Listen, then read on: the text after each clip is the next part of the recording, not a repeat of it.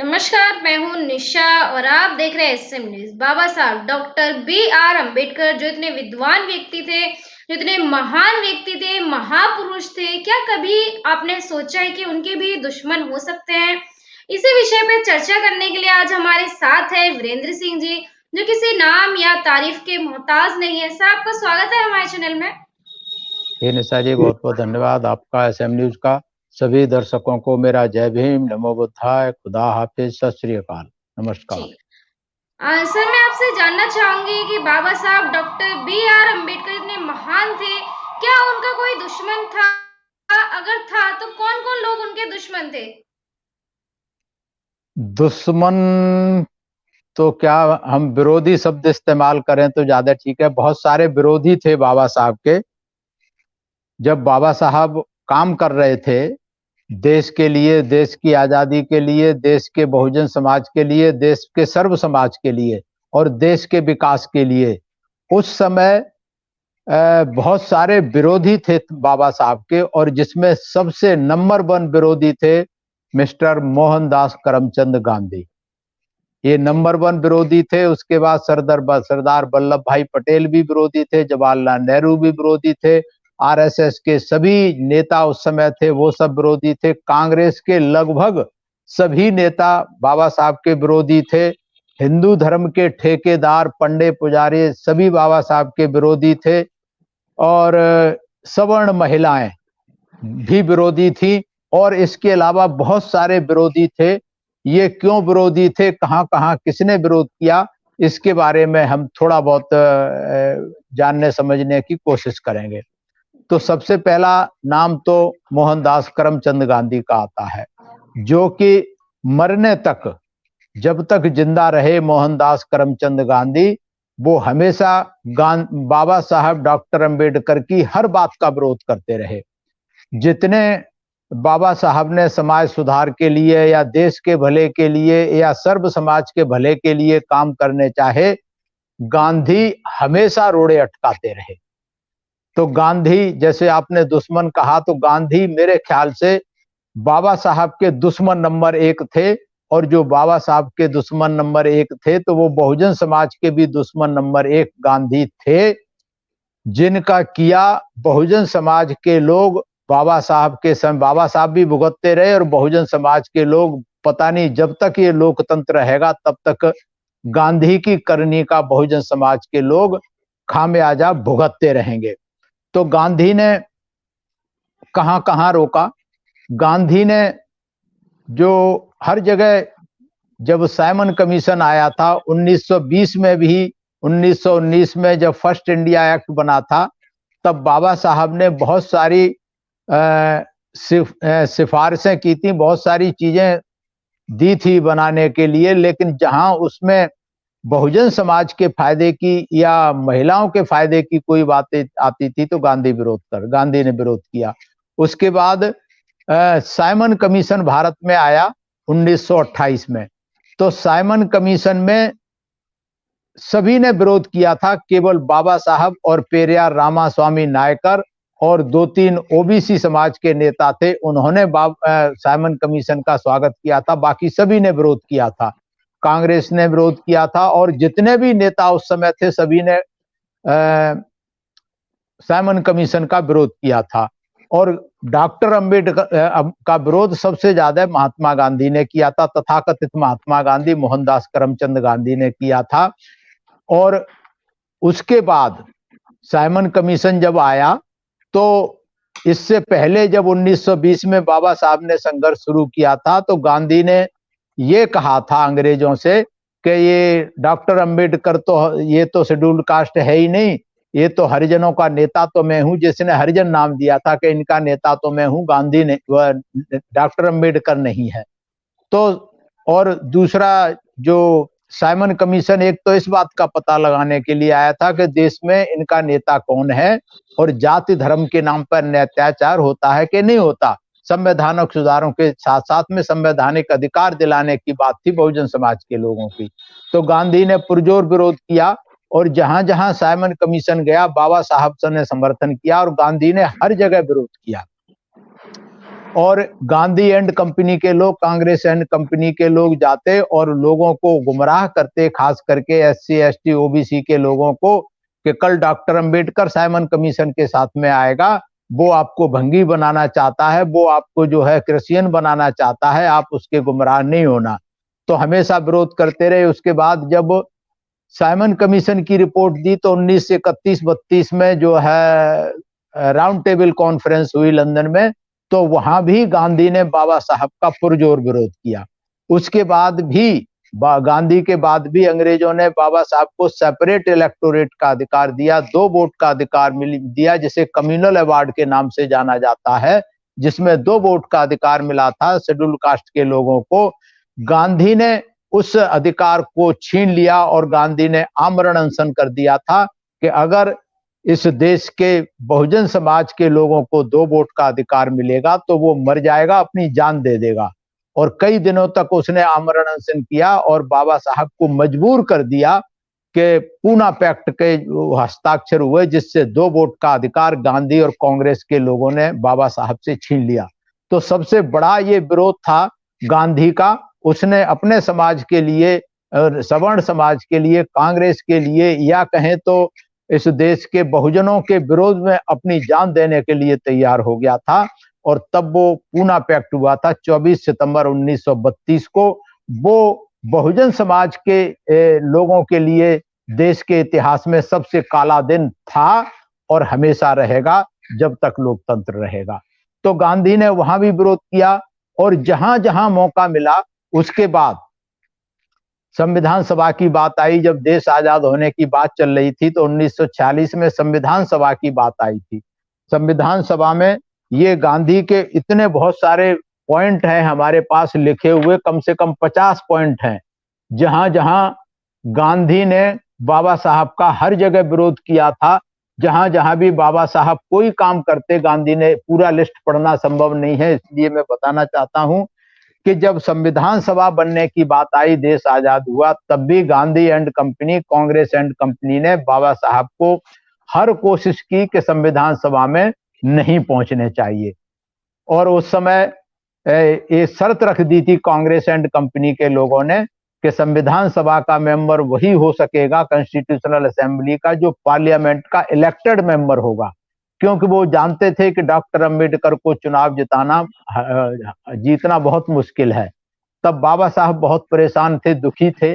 तो उस समय जोगेंद्र नाथ मंडल, जो आजकल पूर्वी पाकिस्तान है, जो बांग्लादेश है, वहां के थे, जैसूर और खुलना क्षेत्र से, वो आए और उन्होंने जो था चुनाव लड़ाया था और चुनाव जिताया था। उस चुनाव में गांधी, नेहरू, सब लोग गए थे बाबा साहब को हराने के लिए, लेकिन उसके बावजूद हरा नहीं पाए थे। और जब ये कर दिया, उसके बाद जब बाबा साहब जीत गए तो फिर बंटवारा जब किया तो जैसूर और खुलना को पाकिस्तान में दे दिया। उसका समझौते का उल्लंघन करते हुए तो बाबा साहब को पाकिस्तान की असेंबली में भेज दिया। उसके बाद बाबा साहब ने अंग्रेजों से शिकायत की, तो बाबा साहब को जब अंग्रेजों ने, गांधी नेहरू को कड़ी चेतावनी दी कि अगर आप डॉक्टर अंबेडकर को संविधान सभा में नहीं रखेंगे तो हम आपको आराम से आजादी देने वाले नहीं हैं।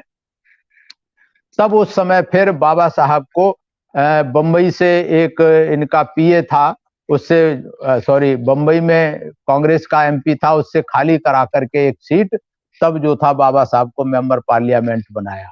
और जब ये जैसूर और खुलना को भेज दिया था तो सरदार पटेल ने कहा था कि मैंने संविधान सभा के सारे खिड़की दरवाजे बंद कर दिए हैं, देखें डॉक्टर अंबेडकर कौन से रास्ते से संविधान सभा में आता है। तो सरदार पटेल भी विरोधी थे और जवाहरलाल नेहरू भी बहुत विरोधी थे। उसके बाद संविधान सभा बन गई, संविधान सभा में बाबा साहब पहुंच गए तो ड्राफ्टिंग कमेटी में भी ये नहीं देना चाहते थे डॉक्टर अंबेडकर को। उसके लिए नेहरू, गांधी, दुनिया के जो एक्सपर्ट थे उनके पास जाते रहे। अंत में लंदन में एक एक्सपर्ट के पास पहुंचे, उसका नाम भूल गया मैं। तो उसने नेहरू से कहा कि भाई तुम्हारे यहाँ तो डॉक्टर अंबेडकर तो पूरी दुनिया में सबसे विद्वान आदमी है, उससे क्यों नहीं लिखवाते। तो जब इनको कोई नहीं मिला दुनिया में संविधान लिखने वाला, तब थक हार करके डॉक्टर अंबेडकर को संविधान सभा में इन्होंने ड्राफ्टिंग कमेटी का चेयरमैन बनाया था।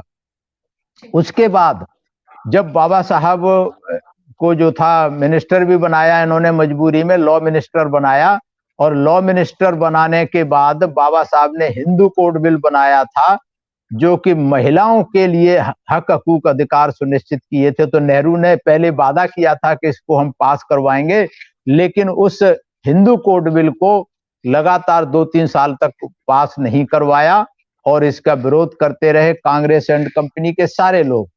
अंत में बाबा साहब ने इस्तीफा दे दिया।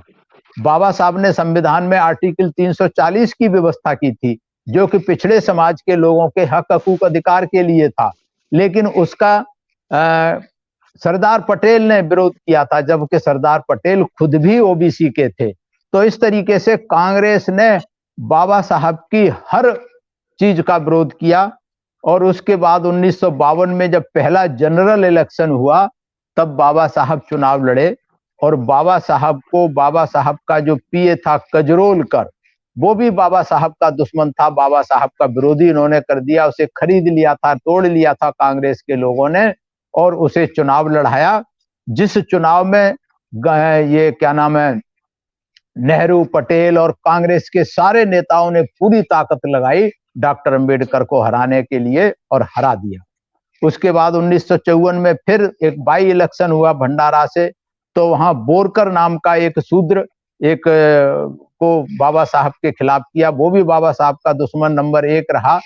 तो ये जो थे चुनाव हराया। उसके बाद आरएसएस के सभी लोग, आरएसएस के लोग चूंकि लोकतांत्रिक व्यवस्था में विश्वास नहीं रखते थे, संविधान में विश्वास नहीं रखते थे, इसलिए आरएसएस के लोग सभी के सभी बाबा साहब के विरोधी थे और वो आज भी है। आज बाबा साहब नहीं है, लेकिन फिर भी आरएसएस के लोग आज भी बाबा साहब के विरोधी है, लोकतंत्र के विरोधी है और संविधान के विरोधी है। उसके बाद कांग्रेस के लगभग सभी नेता, जितने भी कांग्रेस के नेता थे उस समय, ज्यादातर बाबा साहब के विरोधी थे और हिंदू धर्म के जितने भी ठेकेदार थे, पंडे पुजारी थे, वो सब बाबा साहब के दुश्मन थे, बाबा साहब के विरोधी थे। यहां तक कि सवर्ण महिलाएं, इस देश की महिलाएं जिनके लिए बाबा साहब सब अधिकार दिलाना चाहते थे, जो एक गुलामी की तरह से जिंदगी जी रही थी, चौका चूल्हा तक सीमित थी, लेकिन उनको भी जब बाबा साहब ने हिंदू कोड बिल बनाया था तो इन कांग्रेसी महिलाओं ने सब महिलाओं को बलगला दिया था और उनको भी बाबा साहब के विरोध में खड़ा कर दिया था कि ये हिंदू कोड बिल पास नहीं होना चाहिए।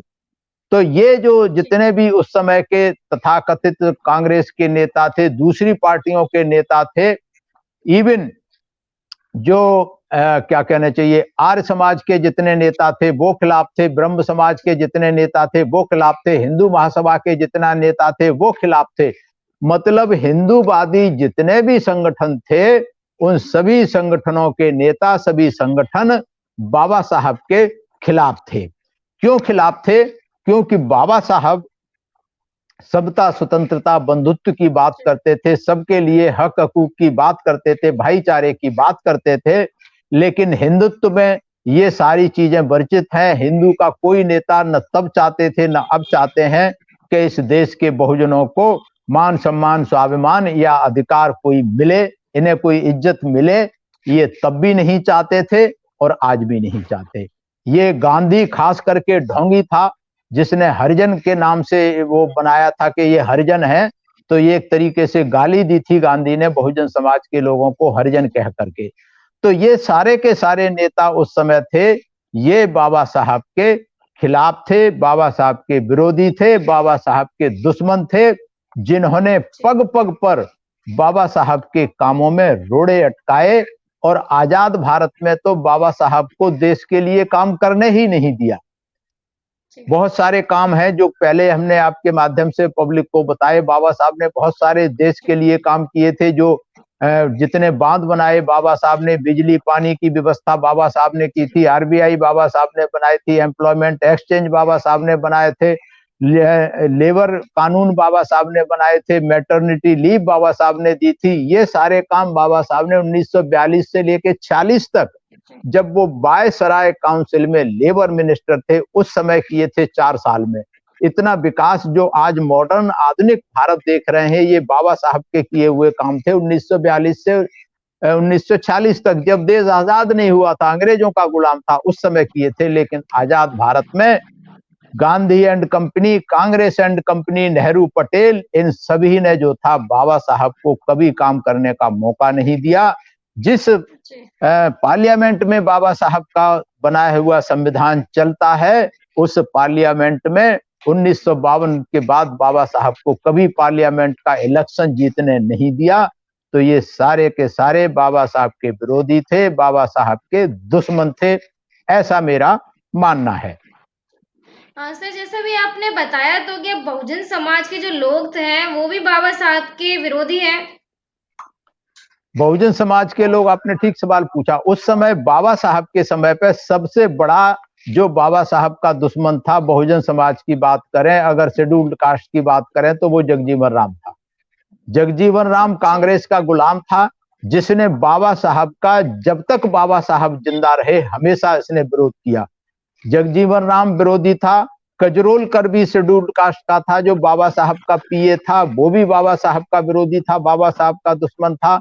जो बोरकर था, दोबारा जो चुनाव लड़ा था, जो 1954 में कांग्रेस से, ये सब विरोधी थे। और जगजीवन राम के साथ साथ में जितने भी बहुजन समाज के नेता, शेड्यूल्ड कास्ट के नेता, शेड्यूल्ड ट्राइब के नेता, जितने भी उस समय कांग्रेस में थे या आरएसएस में थे, वो सभी के सभी बाबा साहब के दुश्मन थे, बाबा साहब के विरोधी थे। ऐसा मैं नहीं कह रहा, ये सब डॉक्यूमेंट्री एविडेंस हैं। हर जगह जगजीवन राम को बाबा साहब ने बहुत समझाने की कोशिश की थी कि भाई आपको विरोध नहीं करना चाहिए, लेकिन जगजीवन राम तो कांग्रेस का पिट्ठू बन गया था, उनका दलाल था। और हमेशा जब तक बाबा साहब जिंदा रहे, हमेशा बाबा साहब का विरोध करता रहा। यहां तक कि बाबा साहब के मरने के बाद भी जगजीवन राम बाबा साहब का विरोध करता रहा। तो ऐसे बहुत सारे बहुजन समाज के भी गुलाम थे दूसरी पार्टियों के, जो कि बाबा साहब के विरोधी थे, बाबा साहब के दुश्मन थे। ऐसा मेरा मानना है। और ऐसा मानना क्या है कि ये सच्चाई है और हकीकत है, सबको लोगों के सामने है ये हकीकत और सच्चाई। जी निशा जी। हाँ, जैसे कि अभी सर ने बताया, बाबा साहब डॉक्टर बी आर अम्बेडकर के कौन-कौन लोग विरोधी थे, कौन-कौन लोग खुश नहीं थे, जो बाबा साहब, जो डॉक्टर बी आर अम्बेडकर समाज के लिए दिन-रात मेहनत करते थे, अपने समाज को हक और उनके अधिकार दिलाने के लिए। वही समाज, जो बहुजन समाज, जैसे अभी सर ने बताया, वो भी उनका विरोध करता था। और जैसे अभी गांधी जी का नाम बताया, पटेल का नाम बताया, वो भी उनके काम की वजह से उनका विरोध करते थे, कभी भी उनका सपोर्ट नहीं किया। बल्कि डॉक्टर बी आर अम्बेडकर, उस समय भारत में इतना कोई भी इंसान पढ़ा लिखा नहीं था जितना डॉक्टर बी आर अम्बेडकर पढ़े लिखे थे और ज्ञानी थे, इतने बड़े विद्वान थे। उसके बावजूद भी कोई भी उनका सपोर्ट नहीं करता था, हमेशा उनके काम को लेके उनका विरोध ही करते रहते थे, पग पग पे, कदम कदम पे उनका विरोध करते थे। जो भी बाबा साहब समाज के लिए काम करते, समाज की भलाई के लिए काम करते, हमेशा उनका विरोध होता रहा है। और आज भी कहीं ना कहीं डॉक्टर बी आर अम्बेडकर का विरोध होता है और लोग आज भी उनके काम की वजह से उनका विरोध करते हैं। सर, आपका धन्यवाद हमारे साथ चर्चा करने के लिए। जी, आपका भी धन्यवाद। सभी दर्शकों को मेरा धन्यवाद, सभी को मेरा आभार, सभी को मेरा प्रणाम। अगर आप भी अपने विचारों को हमारे साथ साझा करना चाहते हैं या हमारे साथ जुड़ना चाहते हैं, तो हमारे चैनल के ज्वाइन बटन को क्लिक करके हमारे साथ जुड़ सकते हैं। या फिर स्क्रीन पर जो आप नंबर देख रहे हैं, वह हमारा व्हाट्सएप नंबर है 9910886670। उसके माध्यम से भी आप अपने विचारों को हमारे साथ साझा कर सकते हैं। हमें ट्विटर पर फॉलो कर सकते हैं, हमारे फेसबुक पेज को लाइक एंड शेयर कर सकते हैं। और हमारे चैनल को अगर आपने अभी तक सब्सक्राइब नहीं किया है, तो सबसे पहले चैनल को सब्सक्राइब जरूर कर लीजिए, ताकि ऐसी ही जानकारी, ऐसी ही खबरें सबसे पहले आप तक पहुंच। अगर आपने अभी तक हमारा चैनल सब्सक्राइब नहीं किया है तो सब्सक्राइब करें और घंटी का बटन बिल्कुल भी दबाना ना भूलें, ताकि सभी लेटेस्ट खबरें पहुंच सकें आप पे सबसे पहले।